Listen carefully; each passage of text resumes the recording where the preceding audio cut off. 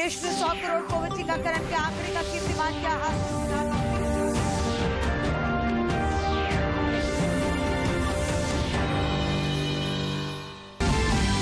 मुख्यमंत्री हेमंत सोरेन ने की समीक्षा बैठक। नियुक्ति सेवा शर्त नियमावली में विसंगतियों को दूर कर नियुक्ति प्रक्रिया में तेजी लाने का दिया निर्देश। केंद्रीय मंत्रिपरिषद ने कर्मचारियों को दी सौगात। महंगाई भत्ता 3% बढ़ाया गया। राज्य मंत्रिपरिषद की बैठक में 17 प्रस्तावों को मिली मंजूरी। और सिमडेगा में चल रही 11वीं हॉकी इंडिया राष्ट्रीय जूनियर महिला हॉकी प्रतियोगिता के दूसरे दिन महाराष्ट्र ने गुजरात को 23-0 और ओडिशा ने हिमाचल प्रदेश को 12-0 से हराया।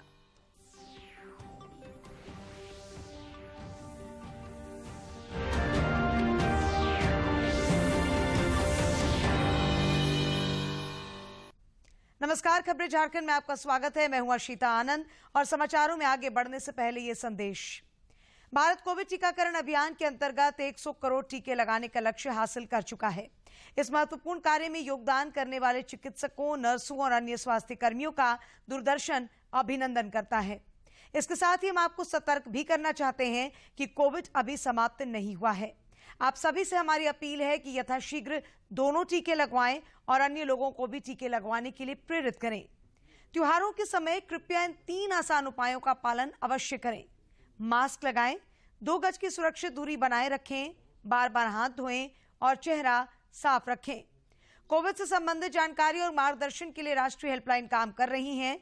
इनके नंबर हैं 011-2397-8046 और 1075। इसके अलावा राज्य हेल्पलाइन नंबर 104 डायल कर समस्या का त्वरित समाधान लिया जा सकता है। और अब समाचार विस्तार से।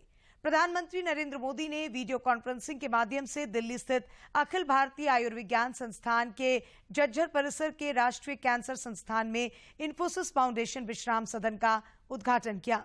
इस मौके पर स्वास्थ्य मंत्री मनसुख मांडविया समेत कई गणमान्य लोग उपस्थित थे।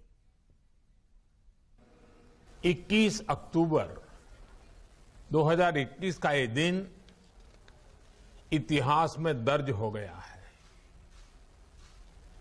भारत ने अब से कुछ दूर पहले ही 100 करोड़ वैक्सीन डोज का आंकड़ा पार कर लिया है।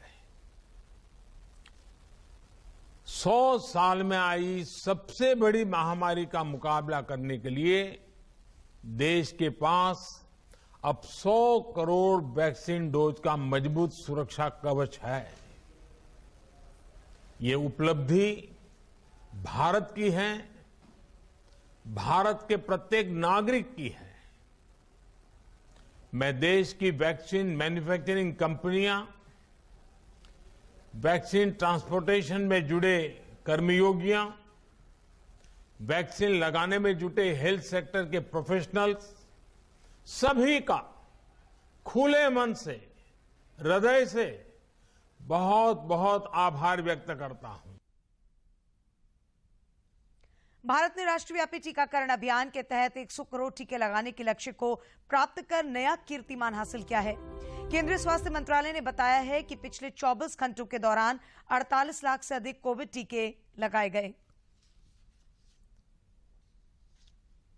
प्रधानमंत्री नरेंद्र मोदी ने 100 करोड़ टीके का लक्ष्य पार करने पर देशवासियों को बधाई दी है। उन्होंने डॉक्टरों, नर्सों और इस उपलब्धि को हासिल करने के लिए अभियान से जुड़े सभी लोगों का आभार व्यक्त किया है। श्री मोदी ने कहा कि देश ने इतिहास रचा है। उन्होंने कहा कि देश 130 करोड़ भारतीयों के विज्ञान, उद्यम और सामूहिक भावना की जीत का गवाह बना है।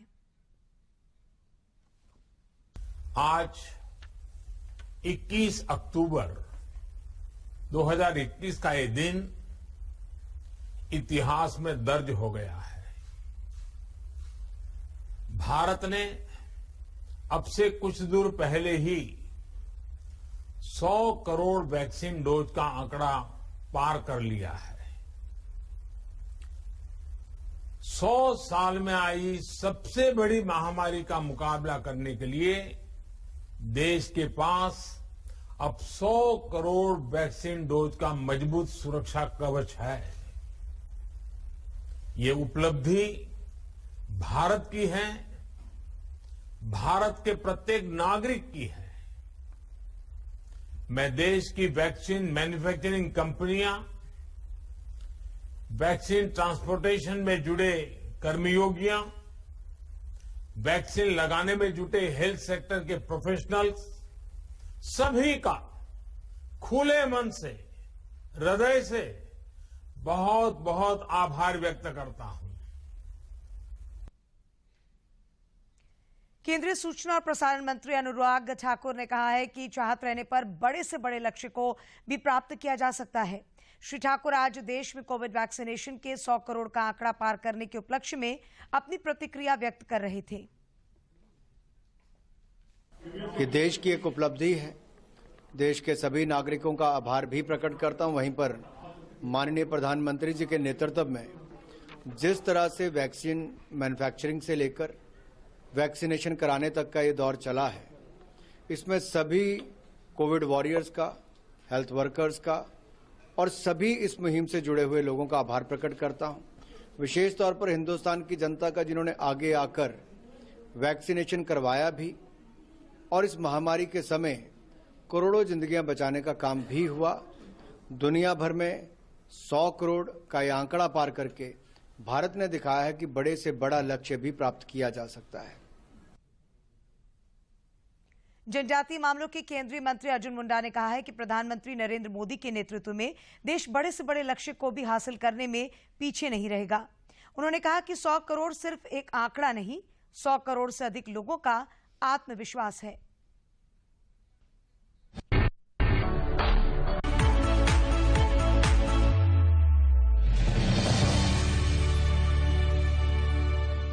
देश में 100 करोड़ वैक्सीनेशन किए जा चुके हैं।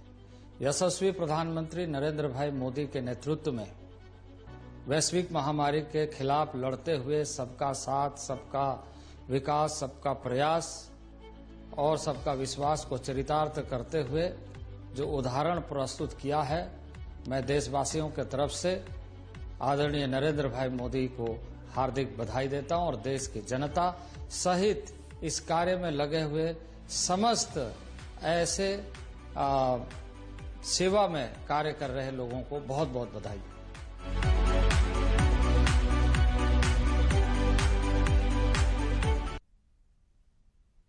इधर भाजपा के प्रदेश अध्यक्ष और राज्यसभा सांसद दीपक प्रकाश ने आज के दिन को सुनहरा दिवस करार दिया है। उन्होंने कहा कि आज का दिन देश के इतिहास में स्वर्णिम अक्षरों में लिखा जाएगा। भारत के लिए बहुत ही सुनहरा दिन है, स्वर्णिम अक्षरों में लिखे जाने वाला दिन है। आज 100 करोड़ पार निःशुल्क वैक्सीन देने का काम यशस्वी प्रधानमंत्री नरेंद्र मोदी जी के नेतृत्व में हुआ है। आज के दिन मैं भारत के वैज्ञानिकों को, यहाँ पर कोरोना वॉरियर्स में लगे हुए जिन लोगों ने लड़ाई लड़ी, उनको भी मैं अपनी ओर से बधाई और अभिनंदन देना चाहता हूं। और वैक्सीनेशन के काम में लगे हुए जितने मेडिकल्स, पैरामेडिकल्स, डॉक्टर और स्टाफ को भी मैं बधाई और अभिनंदन देना चाहता हूं। सभी सामाजिक संगठनों को, सांस्कृतिक संगठन के एक एक कार्यकर्ताओं को मैं बधाई देना चाहता हूं। उधर भाजपा विधायक दल के नेता बाबूलाल मरांडी ने कहा है कि प्रधानमंत्री नरेंद्र मोदी के नेतृत्व में देश ने 100 करोड़ वैक्सीन का आंकड़ा पार कर लिया है। इसके लिए मोदी जी बधाई के पात्र हैं। आज बड़ी खुशी का दिन है कि देश के प्रधानमंत्री आदरणीय नरेंद्र मोदी जी के नेतृत्व में देश के 100 करोड़ वैक्सीनेशन आज पूरा किया है। उसके लिए देश के प्रधानमंत्री जी को और साथ ही जिन साइंटिस्टों के प्रयास से बहुत बहुत बधाई है, बहुत बहुत शुभकामना है। इस बीच सांसद निशिकांत दुबे, विद्युत वरण महतो, संजय सेठ, विधायक सीपी सिंह और पूर्व सांसद रविंद्र राय ने भी 100 करोड़ वैक्सीनेशन का आंकड़ा पार करने पर प्रधानमंत्री नरेंद्र मोदी को बधाई दी है। अखिल भारतीय आयुर्विज्ञान संस्थान एम्स देवघर के निर्देशक डॉक्टर सौरभ वार्ष्णेय ने कहा है कि केंद्र सरकार द्वारा कोरोना टीकाकरण अभियान की शुरुआत योजनाबद्ध तरीके से की गई ताकि लोगों का विश्वास बढ़े। उन्होंने कहा कि सबसे पहले स्वास्थ्य कर्मियों और फ्रंटलाइन वर्करों को कोरोना रोधी टीका लगाया गया और आज देश 100 करोड़ के आंकड़े को छू चुका है। बहुत हर्ष के साथ ये हम लोग साझा करते हैं कि हम लोगों ने 100 करोड़ के ऊपर टीकाकरण की संख्या अपनी जनसंख्या में पूर्ण कर ली है और बहुत तेजी से अभी भी ये कार्यक्रम सुचारू भारत सरकार द्वारा चलाया जा रहा है और ये एक बहुत बड़ी उपलब्धि है और विश्व में सबसे बड़ा और सबसे तेज टीकाकरण भारत ने किया है। ये बहुत गर्व की बात है और विश्व में इसको बहुत सम्मान से देखा जा रहा है कि इतना विशाल देश होने के बावजूद, इतनी बड़ी जनसंख्या होने के बावजूद भारत ने इस महामारी का सामना बहुत ही तरीके से, और इसमें सरकार का योगदान तो है ही है, आम लोगों ने भी इसको समझ के बहुत बड़ा योगदान दिया है। इधर बोकारो में टीकाकरण केंद्र पर पहुंचे लोगों ने 100 करोड़ टीकाकरण का साक्षी बनने पर प्रसन्नता जाहिर की। लोगों का मानना है कि प्रधानमंत्री नरेंद्र मोदी के नेतृत्व में देश ने 100 करोड़ लोगों को कोरोना का सुरक्षा कवच प्रदान किया है।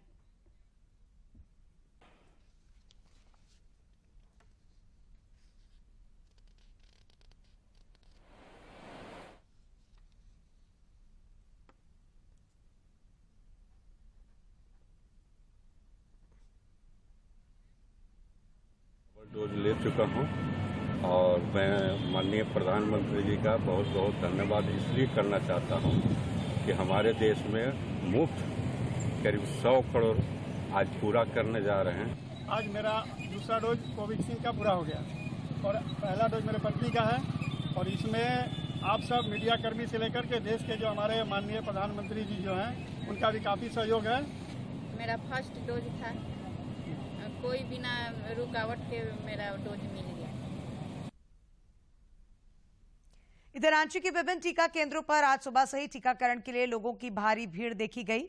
सभी ने 100 करोड़ के आंकड़े में अपने आप को शामिल होने पर गौरवान्वित महसूस किया।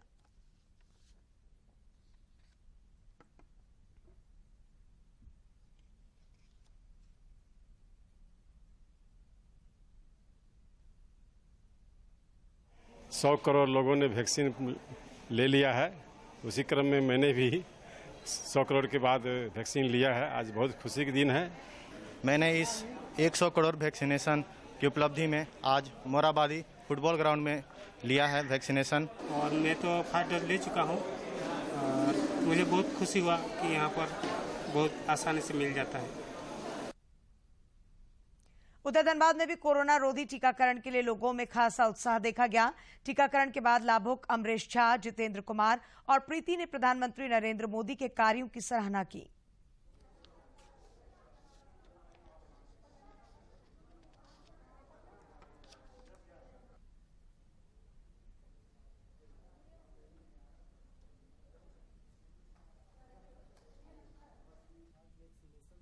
के पार पहुंच चुका है। बहुत ही खुशी की बात है। अब हम जल्द ही कोरोना के खिलाफ जंग जीत जाएंगे। इसमें हमारे पीएम मोदी जी का अहम भूमिका रहा। 100 करोड़ लोगों को टीकाकरण हो गया है। इसमें पीएम मोदी जी का बहुत ही अच्छा योगदान रहा। हमारे देश में कोरोना जल्दी खत्म हो जाएगा। आज हमारे देश में कोरोना वैक्सीनेशन 100 करोड़ के करीब पहुंच गया। अब लगता है हम लोग इस कोरोना महामारी के जंग को जीत पाएंगे। इसके लिए हमारे प्रधानमंत्री माननीय नरेंद्र मोदी जी धन्यवाद के पात्र हैं। मुख्यमंत्री हेमंत सोरेन ने आज झारखंड मंत्रालय के सभागार में कार्मिक प्रशासनिक सुधार एवं राजभाषा विभाग के अधिकारियों के साथ समीक्षा बैठक की और आवश्यक दिशा निर्देश दिए। उन्होंने सभी विभागों को तालमेल के साथ काम करने का निर्देश दिया। श्री सोरेन ने कहा कि कार्मिक प्रशासनिक सुधार एवं राजभाषा विभाग विभिन्न आयोगों के साथ समन्वय स्थापित कर नियुक्ति प्रक्रिया के कार्यों में तेजी लाए ताकि आधिकारिक लोगों को रोजगार से जोड़ा जा सके। उन्होंने 31 अक्टूबर 2021 तक नियुक्ति एवं सेवा शर्त नियमावली में विसंगतियों को दूर करने तथा विज्ञापन प्रकाशित करने का निर्देश दिया। बैठक में मुख्य सचिव सुखदेव सिंह सहित कई अधिकारी मौजूद थे।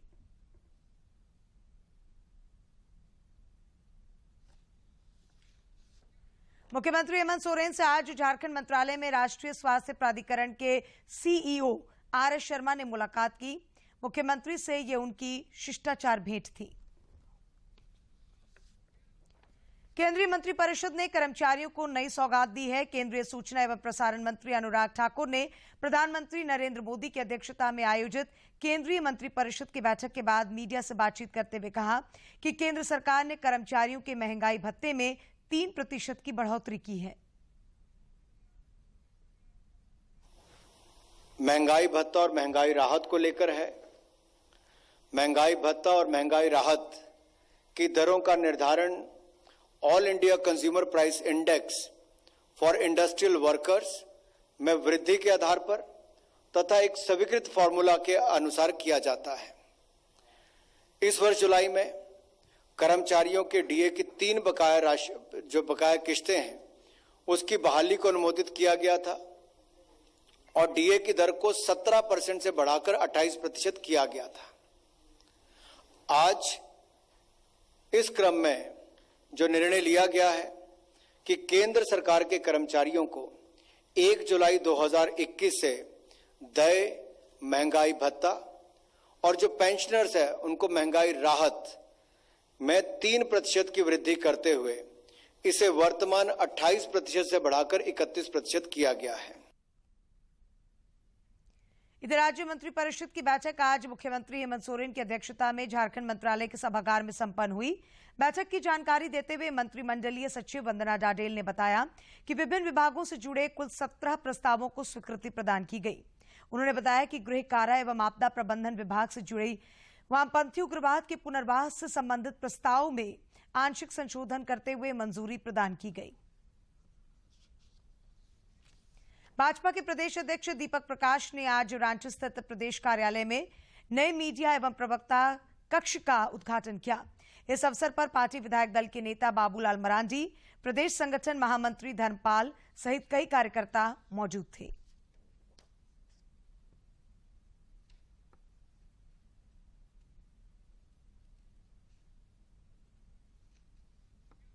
राज्य के मुख्य निर्वाचन पदाधिकारी के रवि कुमार ने आज जिला एवं राज्य स्तरीय हेल्प डेस्क प्रबंधकों के 2 दिवसीय कार्यशाला की शुरुआत की।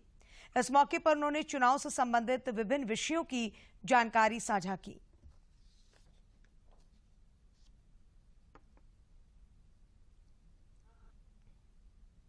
कार्यक्रम का औपचारिक रूप से प्रारंभ है। इनाग्रल रोल अच्छा होगा, रोल भी अच्छा होगा। हम लोग छोटा सब्जेक्ट में काम करता हूँ आजकल विभाग का है। अभी पंचायती चुनाव के बारे में भी आपको बस करके भी कोई क्वेश्चन है तो उसका संबंध में आप लोग ज्यादा रिस्पॉन्ड आप लोग ये भी समझ लेना। आप लोग को स्पीकर लोग आपको बता देंगे राज्य निर्वाचन आयोग का क्या काम है, भारतीय निर्वाचन आयोग का काम क्या है, हम लोग किस अंतर पर हम लोग काम करता है, वो थोड़ा सा आप लोगों को जानकारी रखना चाहिए। मेरे पास तो बराबर फोन आता है उसमें पंचायत चुनाव के बारे में कभी फोन करता है। सिमडेगा में चल रही 11वीं हॉकी इंडिया राष्ट्रीय जूनियर महिला हॉकी प्रतियोगिता के दूसरे दिन आज महाराष्ट्र ने गुजरात को 23-0 से पराजित किया, जबकि एक अन्य मैच में ओडिशा की टीम ने हिमाचल प्रदेश को 12-0 से पराजित कर प्रतियोगिता में दोनों टीमों ने अपनी बढ़त बना ली है। इससे पहले कल खेले गए मैच में कर्नाटक की टीम ने बंगाल को 16-0 से, पंजाब की टीम ने पुडुचेरी को 18-0 से और असम ने राजस्थान को 6-0 से पराजित किया। इसी प्रकार मेजबान झारखंड ने तमिलनाडु को 8-1 से पराजित कर जीत की शुरुआत की।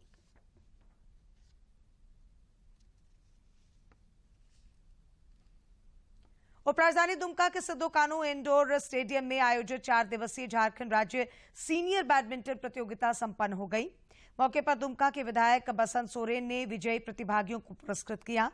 प्रतियोगिता में जीते खिलाड़ियों को पुरस्कृत किया गया।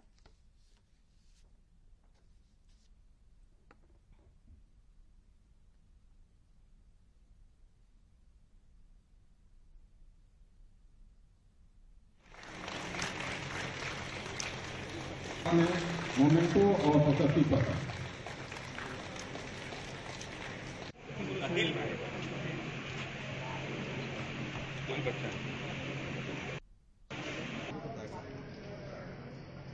ये जिस तरीके से शुरुआत आज दुमका ने किया है, इसका भविष्य काफ़ी अच्छा होगा। और आप जानते हैं कि वर्तमान सरकार भी खिलाड़ियों को काफ़ी प्रोत्साहित करती आ रही है।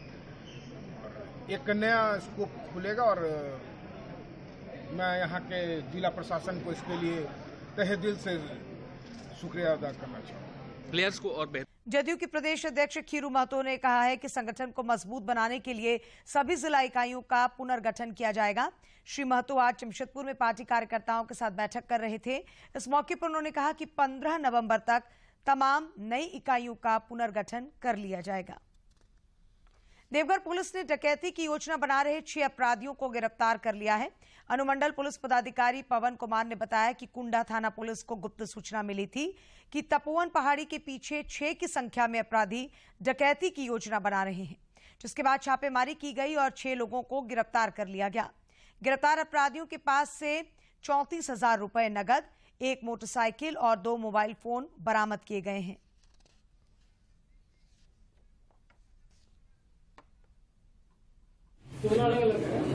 इक्कीस को कुंडा थाना प्रभारी को एक गुप्त सूचना प्राप्त हुई थी कि तपोवन के पास कुछ अपराधी किसी बड़ी आपराधिक घटना को अंजाम देने वाले हैं। इनके द्वारा काफ़ी प्रोफेशनल तरीके से अपनी टीम द्वारा 6 व्यक्तियों को गिरफ्तार किया गया है, जिसके पास से एक देसी कट्टा बरामद किया गया है।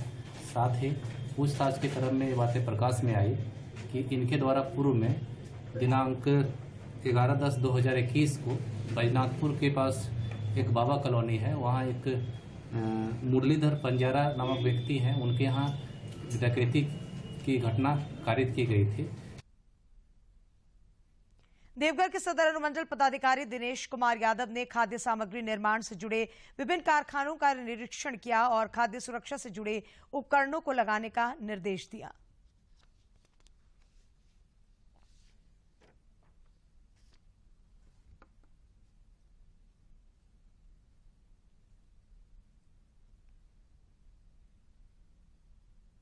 देखिए, भारत सरकार का फूड सेफ्टी एक्ट है 2006 का, जिसको फसाई भी बोला जाता है।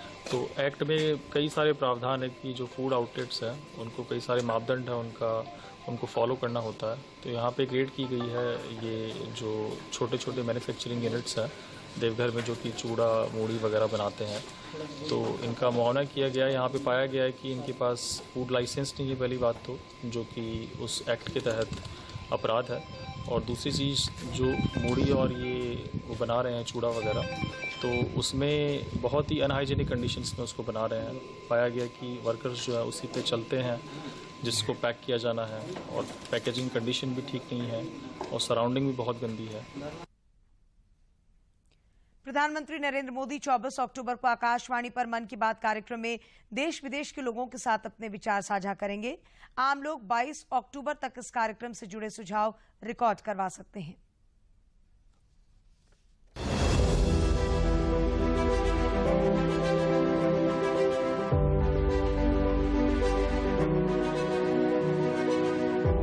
मन की बात। माननीय प्रधानमंत्री श्री नरेंद्र मोदी भारत की जनता से साझा करेंगे अपने मन की बात रविवार 24 अक्टूबर सुबह 11 बजे। माननीय प्रधानमंत्री के प्रसारण के तुरंत बाद मन की बात का प्रादेशिक भाषाओं में अनुवाद आकाशवाणी और दूरदर्शन के संबद्ध प्रादेशिक केंद्रों से किया जाएगा। मन की बात के प्रादेशिक भाषाओं में अनुवाद का पुनः प्रसारण रात 8 बजे आकाशवाणी और दूरदर्शन के सभी प्रादेशिक केंद्रों से किया जाएगा। तो याद रखें, रविवार 24 अक्टूबर सुबह 11 बजे मन की बात। राज्य के विभिन्न जिलों में आज पुलिस स्मृति दिवस मनाया गया। इस अवसर पर राजधानी रांची सहित अन्य जिलों में राज्य और राष्ट्र के नाम पर शहीद होने वाले पुलिसकर्मियों को श्रद्धांजलि अर्पित की गई। राजधानी रांची स्थित पुलिस लाइन में वरीय आरक्षी अधीक्षक सुरेंद्र कुमार झा ने वीर शहीदों को श्रद्धांजलि अर्पित की। उधर पुलिस लाइन और सीआरपीएफ 158 बटालियन लोहरदगा में पुलिस संस्मरण दिवस के अवसर पर देश की आंतरिक सुरक्षा सर्वोच्च बलिदान देने वाले जवानों के प्रति श्रद्धा सुमन अर्पित किए गए। गुमला, चतरा, हजारीबाग, देवघर सहित कई जिलों में भी वीर शहीदों को नमन किया गया।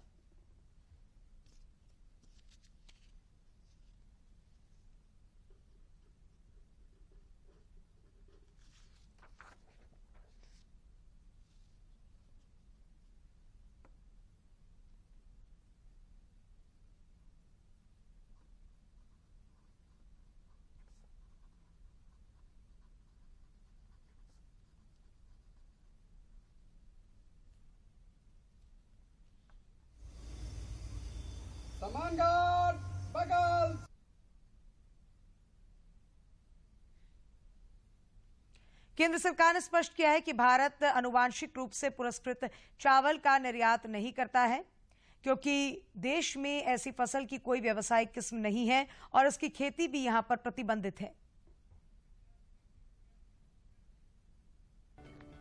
सरकार ने बुधवार को स्पष्ट किया कि भारत आनुवांशिक रूप से परिष्कृत चावल का निर्यात नहीं करता है, क्योंकि देश में ऐसी फसल की कोई व्यावसायिक किस्म नहीं है और इसकी खेती भी यहां प्रतिबंधित है। वाणिज्य मंत्रालय का स्पष्टीकरण भारत से कथित जीएम चावल से जुड़ी खाद्य वस्तुओं की निर्यात की खेप को वापस लेने के संबंध में एक रिपोर्ट के बाद आया है। मंत्रालय ने इस विशेष घटना, जिसके बारे में यूरोपीय संघ द्वारा रैपिड अलर्ट के माध्यम से रिपोर्ट किया गया था, के संदर्भ में आगे कहा है कि जीएमओ प्रदूषण चावल के आटे में पाए जाने का संदेह है, जिसे यूरोपीय संघ में प्रसंस्कृत किया गया था और वे स्वयं संदूषण के सटीक स्रोत के बारे में सुनिश्चित नहीं है। विभाग ने कहा कि भारत से निर्यात किया गया टूटा सफेद चावल यूरोपीय संघ में वास्तविक प्रसंस्करणकर्ता तक पहुंचने से पहले कई हाथों से गुजर चुका था। दूरदर्शन झारखंड पर पल पल की खबरों से जुड़े रहने के लिए आप हमारे social media platform Twitter, Facebook और यूट्यूब से जुड़ सकते हैं, क्योंकि खबरों से जितना बाखबर रहना जरूरी है, उससे ज्यादा जरूरी है सटीक, संतुलित और निष्पक्ष समाचार। हमारा ट्विटर हैंडल और फेसबुक पेज है डीडी न्यूज झारखंड। आप हमें YouTube channel Jharkhand DD news पर भी देख और सुन सकते हैं।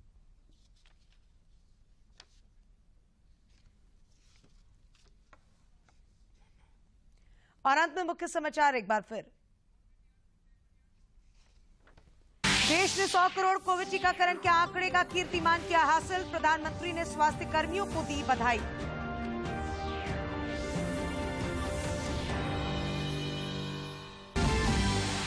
मुख्यमंत्री हेमंत सोरेन ने की समीक्षा बैठक। नियुक्ति सेवा शर्त नियमावली में विसंगतियों को दूर कर नियुक्ति प्रक्रिया में तेजी लाने का दिया निर्देश। केंद्रीय मंत्रिपरिषद ने कर्मचारियों को दी सौगात। महंगाई भत्ता 3% बढ़ाया गया।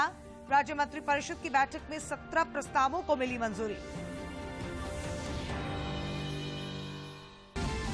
और सिमडेगा में चल रही 11वीं हॉकी इंडिया राष्ट्रीय जूनियर महिला हॉकी प्रतियोगिता के दूसरे दिन महाराष्ट्र ने गुजरात को 23-0 और ओडिशा ने हिमाचल प्रदेश को 12-0 से हराया।